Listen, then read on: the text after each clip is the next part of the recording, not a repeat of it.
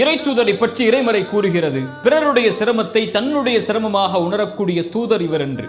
இப்படிப்பட்ட தூதரை பெற்றிருக்கக்கூடிய இந்த சமூகத்தில் தன்னையும் தான் சார்ந்திருக்கக்கூடிய குடும்பத்தையும் மகிழ்வு துக்கத்தை மட்டும் கணக்கில் கொண்டு அது அல்லாமல் உலகில் நடக்கின்ற எல்லாவற்றை விட்டும் கண்மூடி வாழக்கூடிய வாழ்வைத்தான் பலர் வாழ்ந்து கொண்டிருக்கிறார்கள்.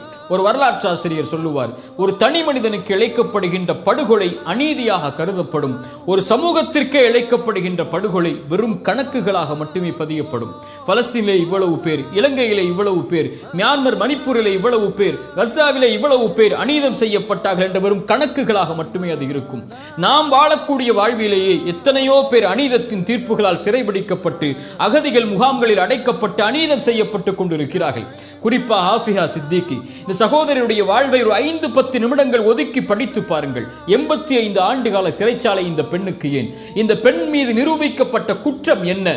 இந்த பெண்ணுக்கு கொடுக்கப்பட்ட அந்த அநீதத்தின் தீர்ப்பின் காரணம் என்ன? கொஞ்சம் படித்து பாருங்கள். இந்த சகோதரி மட்டுமல்ல, இது போன்று இந்த உலகத்திலே எத்தனையோ பேர், எத்தனையோ லட்சம் பேர் அநீதத்தின் தீர்ப்புகளால் பாதிக்கப்பட்டு நீதிக்காக குரல் கொடுக்க யாரும் இல்லாமல் சிறைச்சாலைகளிலும் அகதிகள் முகாம்களிலும் வாழ்ந்து கொண்டிருக்கிறார்கள்.